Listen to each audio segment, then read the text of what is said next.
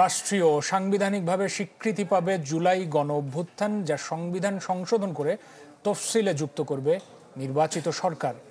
গণ অভ্যুত্থানের বছরপূর্তিতে জুলাই ঘোষণাপত্রে এমন বার্তাই দিলেন প্রধান উপদেষ্টা ডক্টর মোহাম্মদ ইউনূস। বিকেলে সংসদের দক্ষিণ প্লাজায় সব দলের প্রতিনিধিদের সাথে নিয়ে এ ঘোষণা তিনি দিয়েছেন, যেখানে জুলাই শহীদদের জাতীয় বীর ঘোষণা এবং আন্দোলনকারীদের আইনি সুরক্ষা দেওয়ার কথাও জানানো হয়েছে। জুলাই গণ অভ্যুত্থানের ১ বছর। মঙ্গলবার বৃষ্টি স্নাত বিকেল। গুড়ি গুড়ি বৃষ্টির মধ্যে ছাতা মাথায় সংসদ ভবনের দক্ষিণ প্লাজায় আসেন প্রধান উপদেষ্টা ডক্টর মোহাম্মদ ইউনূস। বিশেষ এই দিনে যোগ দেন পূর্ব নির্ধারিত জুলাই ঘোষণাপত্র পাঠ অনুষ্ঠানে। এ সময় ছিলেন বিএনপি, জামাত, এনসিপি সহ বিভিন্ন রাজনৈতিক দলের শীর্ষ নেতারা।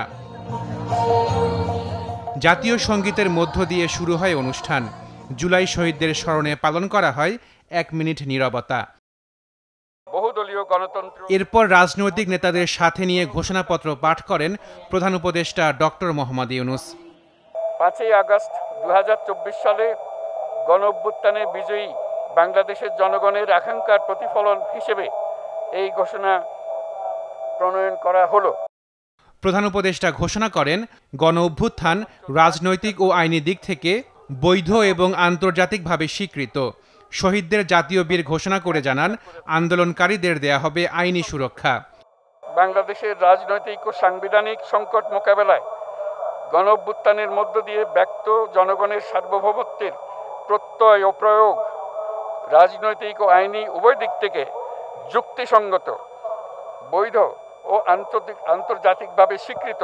জুলাই জনগণের সকল শহীদদের জাতীয় বীর হিসেবে ঘোষণা করে শহীদদের পরিবার, আহত যোদ্ধা এবং আন্দোলনকারী ছাত্র জনতাকে প্রয়োজনীয় সকল আইনি সুরক্ষা দেওয়ার অভিপ্রায় ব্যক্ত করেছে। গণ অভ্যুত্থানকে রাষ্ট্রীয় ও সাংবিধানিক স্বীকৃতির কথাও ঘোষণাপত্রে উল্লেখ রয়েছে। ঘোষণাপত্র সংবিধানের তফসিলে যুক্ত করবে নির্বাচিত সরকার।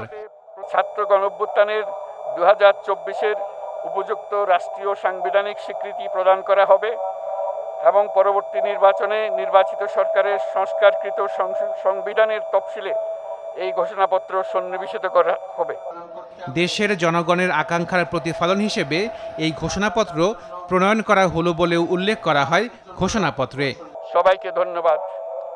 আল্লাহ হাফেজ। Ashikin Prince, channel 24, Dhaka.